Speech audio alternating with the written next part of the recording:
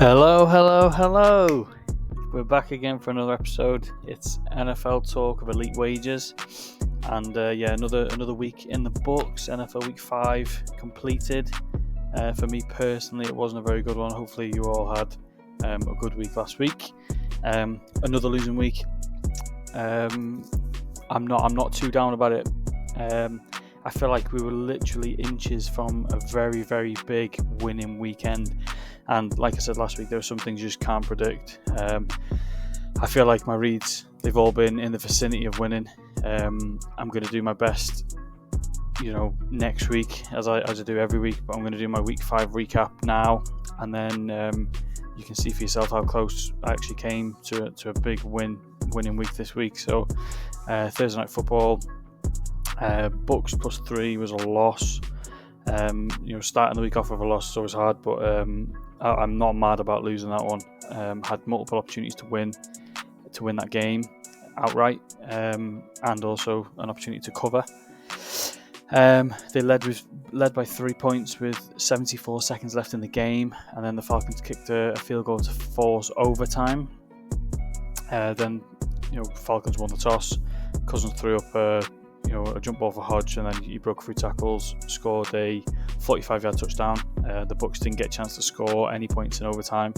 They lost by 6, but that play to get the field goal, Drake London caught it. He ran a few yards, and they spiked it with 1 second left. So if Drake London would have held that ball for an extra 1 second, the Bucks would have won that game by 3. So we were literally 1 second away from winning that one. Then it was NFL UK game down in London. Was the Vikings and the Jets. I played two plays in this game. I had the Vikings -2, which won, and I had the Vikings and Jets over 40.5, which lost. So again, NFL UK, it didn't disappoint. It never does. I split the plays 1-on-1, but we came so close. It's so close. With the Vikings won 17-23, and if you're good at maths, it's not going to take you that long to realise that adds up to 40 points. So we missed the over by 0.5 points. Vikings led 17-0 at one point. Then they stalled pretty much for the rest of the game.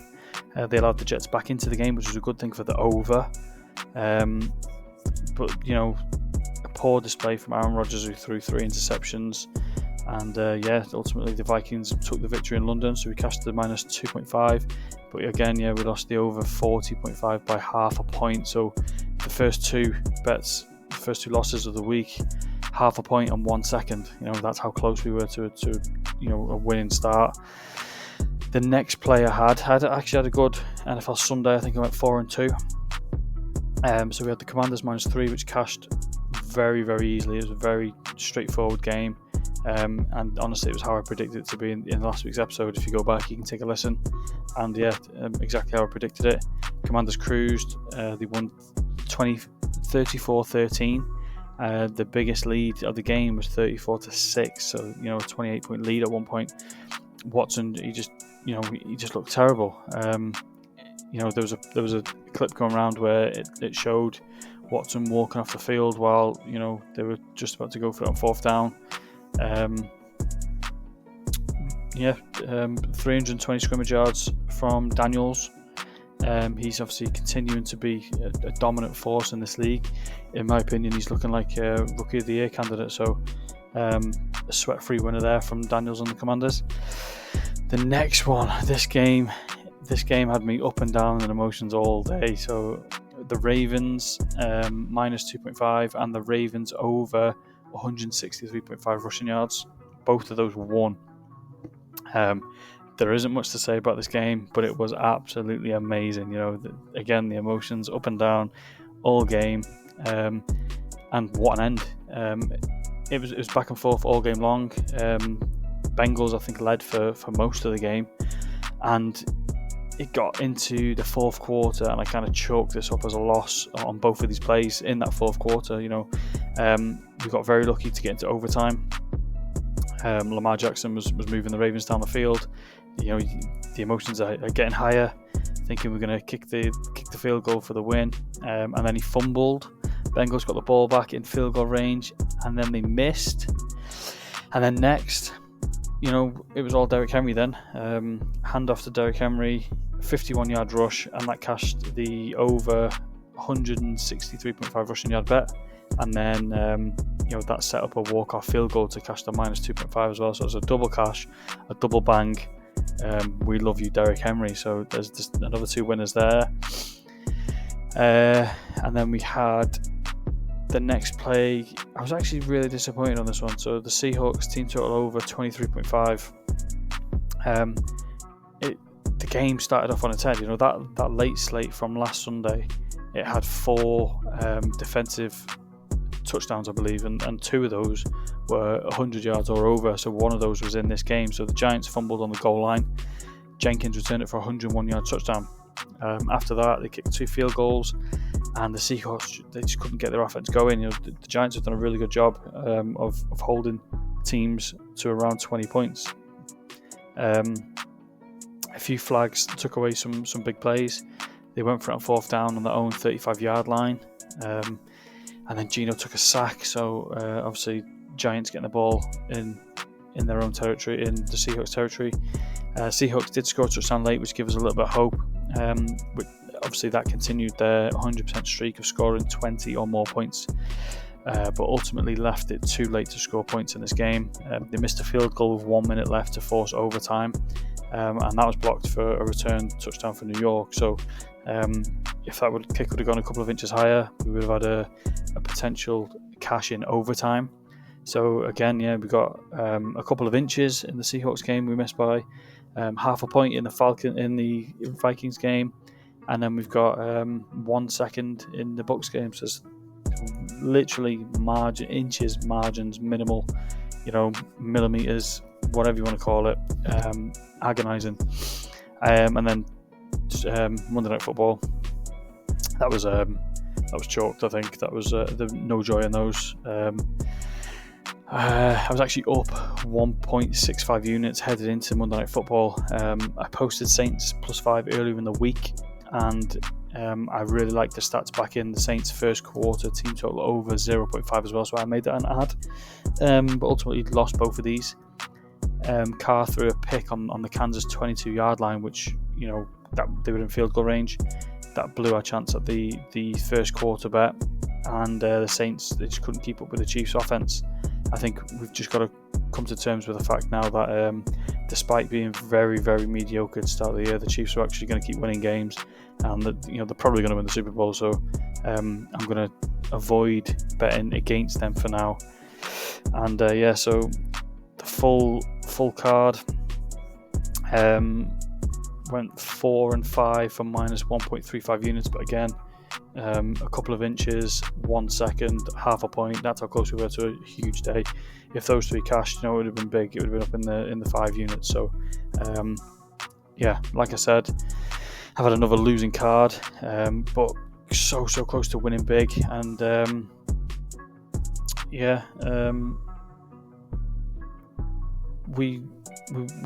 can't stress it enough how close we were. I keep saying it, 1 second, half a point, a couple of inches. But I've got to get over that. Can't dwell on it.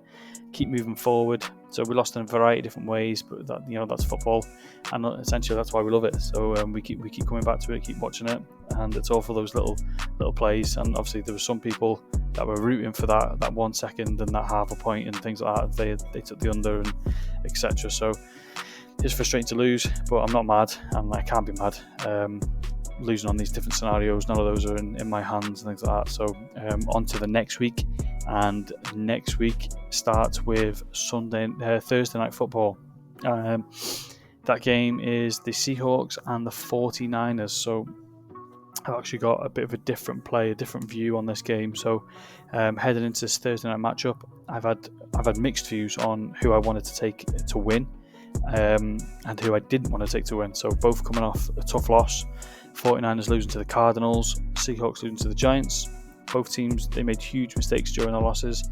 Obviously became the reason why they lost. The Seahawks are a team I've been watching very closely to start the year, and I actually really like this offense that's run by Geno. I think they've got a really, really good receiver room. I think it's one of the best receiver rooms in the league. The running back room as well. DK Metcalf, Smith and Jigba, Tyler Lockett, Walker, Charbonnet, those five. Obviously adding Geno. You've got Noah Fant as well. All solid contributors on the Seahawks team. And again, this is an offense that's ranked 7th in the league for total yardage, 3rd most passing yards, and they average 24 points per game, all while scoring. They've scored a minimum of 20 in all 5 games to start the year, so they're absolutely balling out. And they're a team that I'm definitely keeping an eye on. I just dropped lucky that it's Thursday Night Football, so I've got a nice view on this game. My opinions on the 49ers, however, to start the year, they just look lost. I can't actually get over some of the mistakes they're making. To me, Brock Purdy is not him. He's very average at best. He might be in the top of the league for passing yards, but I think he's been bailed out a lot. When you look at the game against the Cardinals, he just looked very one-dimensional. He was just trying to force the ball through to Brandon Ayuk a lot. While I was watching that game, you could see some clear running lanes for Mason if he would have just handed it off. I saw somewhere as well that he had, I think it was about 32% RPO, I think, and he handed it off about 10% of those, where that may have been the better option. You can't just keep forcing it through to one player. Brandon Ayuk had a monster game, but I'm not really surprised if he's the only one getting a look. The off-season drama with Ayuk, Deebo Samuel had a little bit of drama as well. Trent Williams holdout obviously didn't help him, it hurt him. They blew the win against the Rams a few weeks ago, and then again against the Cardinals last week as well. No one would have expected them to be a 2-3 team through 5 weeks, but with that being said, they are absolutely due a good solid performance. Their 2 wins they have came against the Jets and the Patriots. The Patriots weren't expected to challenge anyone this season anyway, so that was an expected win. And the Jets have really, really underperformed. They've been underwhelming so far, so it's hard for me to back a team who struggle to consistently win, especially against teams that they're considered a playoff team, a Super Bowl team. They should be beating every team they face so far. So to be 2-3, it's a very difficult thing to cap on. Both teams, they have been involved in fairly high-scoring games. The Seahawks, they've had 40 or more in 4 out of 5, and the 49ers have also had 40 or more in 4 out of 5, with both teams averaging 24 points. The over is definitely a good look in this game. Both teams have been scoring at a high rate, both, again, 24 and 25 points per game. Both defenses are allowing teams to score 2. The Seattle defense is averaging 22 points per game, and San Francisco 21 points per game. Seattle allowed the Giants and the Patriots and the Broncos all score over 20 points. Those those 3 teams were expected to be towards the bottom of the league this year in their offenses. 2 of those potential rookie quarterbacks as well, Bo Nix and Drake May, and their offenses are considered to be fairly mediocre. Obviously, they allowed the Lions 42 points, but they were expected to be very high-flying this year. As for San Francisco, they've also been allowing points to teams that last year they were just dominating. So they've took a bit of a slide as well this year. These 2 teams face each other fairly often, being division rivals. The 49ers are dominating the Seahawks. This is one of the reasons why I actually wanted to take the 49ers. They've won the last 5 head-to-head meetings by an average margin of 15 points. During those 5 games as well, the Seahawks have failed to score 20 points. So, this season they've never scored under 20. In the last 5 head-to-heads against the 49ers, they haven't scored 20. So, my head was a bit all over the place whether to take the 49ers money line. They're due a big win. 5 from 5 in the last head-to-head. But I've been looking at this Seattle offense and this team, and I believe that they're playing very, very well, even though they've lost a few games where they should have won. So I actually wanted to take the Seahawks +3. So essentially, I've been swayed in another direction. So I've personally been working on some player props to start the season, watching how players have been used, how efficient they've been, and just how they sort of fit in with this offense and what they've been able to do so far. So one of the guys I've actually been watching is involved in this game, so that is Tyler Lockett. Tyler Lockett, he's a well-known player around the league, and he's well-known for being an elite route runner with solid hands. Despite him being listed down as wide receiver 3, he's been effective and efficient during his usage, and he's actually had the second highest catch percentage for the wide receiver room, catching 68%. He's also second in the team for most yardage as well, behind DK Metcalf. As mentioned at the beginning, the Seahawks have got a huge amount of talent across his offense. Lockett is seeing around 16% of the team's usage, but he's seeing 69% of snaps, and 23 of those he's seen a target. So he's not far off the money in terms of his usage. Again, mentioned earlier, Seahawks have had the 7th most total yardage per game, with well over half of that going through the air. Seattle have the 3rd most pass yards per game in the league, and they also passed the most in the league, with 67% of their total plays being from pass plays, and that has actually increased during the last 3 weeks to 72%, and then again 81% last week. So to note, off of that, 2 of the last 3 games they have been down and eventually lost, hence the reason there's more passing plays. So the 72% is sort of the potential for this game, considering the 3-point underdogs. The 49ers could potentially have the lead for the majority of this game, so the opportunity for passing plays in this game is a lot higher. Geno, he's thrown over 280 yards in his last 4 games.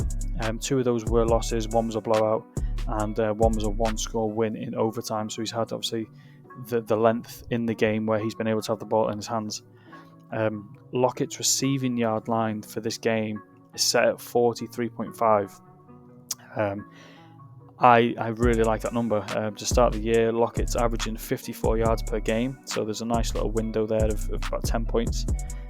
He's hit 44 or more yards in 4 out of his 5 games as well. He's averaging 6 targets per game, 4 receptions, so he's, as I said, 68% catch percentage. And he's also averaging 12 yards per catch, so he doesn't actually need too many catches to cash this bet. In head-to-head matchups against the 49ers, Lockett has been as productive as ever. He's cleared the line of 44 points in 4 of the last 5 games. He's had 89, 30, 68, 107 and another 68-yard game, and he's averaging 72 yards in the head-to-head matchup in the last 5. DK Metcalf, Smith and Jigba, they attract a lot of attention from defensive backs, but Tyler Lockett, he's been Geno's safety blanket for a long time now. And with his elite route running, his high percentage pass catching, I fully expect the pass game to be in full swing. Like I said, the potential is there for them to be losing this game, or losing at some point in this game. So Geno's going to have to make some plays with his hands, and there's no one better to pass the ball to than Tyler Lockett. I expect Lockett to be used frequently, and I expect him to be fairly effective as well. So we're going to lock in this bet. We've got a 1 unit on Tyler Lockett over 43.5 receiving yards, and that's at odds of 1.9. And then I'm going to play another half a unit for Tyler Lockett to have 50 or more receiving yards at 2.25. So there's my 2 plays. It's 1.5 units altogether on Tyler Lockett. Essentially, we need him to have 50 or more yards to cash both. I know the line has moved slightly. I locked it in at 43.5. Let me just have a little look on what it is now. I know it has slightly increased. Shouldn't be too high. It's now at Tyler Lockett. It's at 44.5, so it's only moved one yard. So I'm happy to take that number. So yeah, I'd say take anything 45 or under. And then if it goes over that, don't play the half unit on the over 50. But yeah, so there's my 2 plays for this game. I did drop another one in the Discord, another early play in the Discord. Yeah, I'll mention it now rather than leave it till Sunday. I'll mention it again on Sunday. But this is an early line I picked up for the Tampa Bay Buccaneers and the New Orleans Saints game. Now, it's actually quite funny. This will be the second time I've been on the Tampa Bay Buccaneers in a divisional matchup. Happens to be back-to-back weeks as well. I lost the first one last week, and that was by 1 second. But this week I feel confident that the Bucs can get the job done against the Saints. Both teams are top 10 for offensive points per game. Honestly, both neck and neck in a lot of main categories. They're separated by just 2 yards for total yardage per game, with 321 and 323. They're separated by 3 points in opponent scoring per game as well. But the difference for me in this game is the way the Bucs have convinced me that they will win this division based on how well they've played to start the year. They've started 3-2, but could have easily been 4-1. They had that loss against the Falcons with Drake London holding the ball for that 1 second. I think it's about the 10th time I've mentioned that now, but yes, that could have made them 4-1. But not only that, the Bucs have had a really tough schedule. They've managed to take down the Lions, Eagles, and the Commanders. We all know how good the Commanders have been this year. And again, almost the Falcons. The Saints have had a difficult schedule as well. They've played 4 playoff teams in a row. And if you call in the Bucs a playoff team, that'll be 5 straight.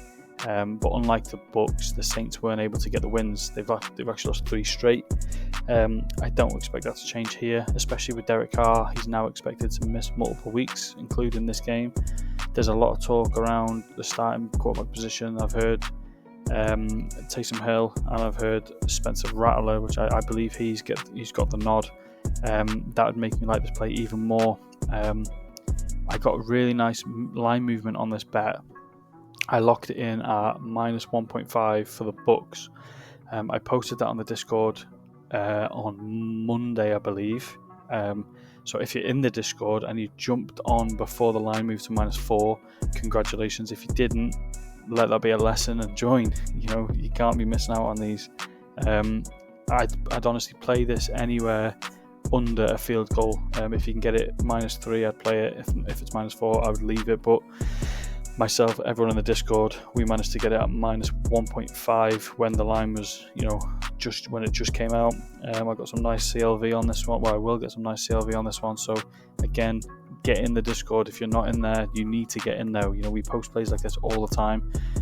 Nice line movement, and I feel like I've got another good one here. So that's going to be 1 unit on the Tampa Bay Buccaneers -1.5 at odds of 1.83. So there's my Thursday night football pick and an early Sunday pick. And again, that wraps up this episode. As always, appreciate everyone for listening the full length. If you did, if you could be so kind, drop me a like, subscribe, share, post wherever you listen. Join me on all socials, TikTok, Twitter. I'm on every platform for podcasts, Spotify, Apple Music, Amazon Music. I'm on Podbean, YouTube, everywhere. So if you could go over, drop me a follow on as many of them as you can, that would help me out a lot. So I appreciate you all. And I'll be back on. I'm going to delay it from Friday to Saturday this week. I'm going to drop a new episode on Saturday night. Turn the noties on. So lock in for Thursday night football, and I'll catch you later.